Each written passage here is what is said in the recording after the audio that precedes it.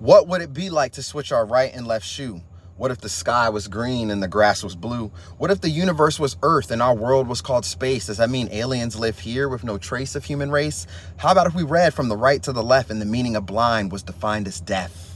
If our world was like this, will we be confused and that's how? Writing the same exact poem, but mine painting our world now? What if everything was perfect, no disasters and no crime? And when you made a mistake, you could turn back time? What if music was called games and what you heard was called playing? Fire was ice cold and ice was hot blazing. What if the number 2 really meant 0 none and the end of a story was where it really begun? Would everyone be scared to live in this world for a day? Probably, besides we've only seen one way. What if a king was called queen and a queen was called king? And when you were full really meant you were starving.